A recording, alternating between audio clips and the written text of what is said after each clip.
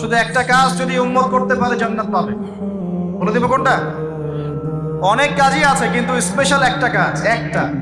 আল্লাহ রাব্বুল আলামিন মেরাজের রাতে তার নবীকে উঠিয়ে নিয়েছিলেন, উঠিয়ে নিয়ে কাছে নিয়ে আসছেন, একদম কাছে, আর যে আরশের কাছাকাছি। নবী সাল্লাল্লাহু আলাইহি ওয়াসাল্লাম বলছেন ওই সময় তার উপর 3টা স্পেশাল ওহী করা হয়েছে। কয়টা? 3টা। একটা হচ্ছে 50 ওয়াক্ত নামাজ। কত ওয়াক্ত? এটা কমতে কমতে কমতে কত ওয়াক্ত হয়েছে? 5। 5কেও কমানোর জন্য কোন নবী বলছিলেন? মুসা আলাইহিস সালাম বলছেন 5ও পারবে না, কমাই নিয়ে আসেন। 5ও যে পারবে না, মুসা আলাইহিস সালাম কেমন করে জানলেন? তার উম্মত 2 ওয়াক্ত নামাজ ফরজ। কয় ওয়াক্ত নামাজ ফরজ ছিল? ওই 2 ওয়াক্ত তারা আদায় করতে পারে নাই। এই অভিজ্ঞতা থেকে তিনি বলেছেন যে আপনার উম্মত 5 ওয়াক্ত পারবে না। সত্যি না মিথ্যা কথাটা?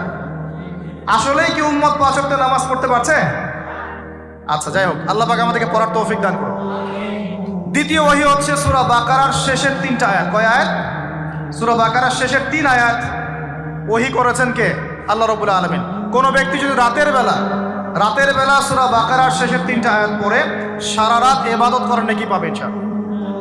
আর 3 নাম্বারটা হচ্ছে স্পেশাল, সেটা হচ্ছে আল্লাহ পাক বলেছেন, হে মুহাম্মদ সাল্লাল্লাহু আলাইহি ওয়াসাল্লাম, বলেন সাল্লাল্লাহু আলাইহি ওয়াসাল্লাম, তোমার উম্মতের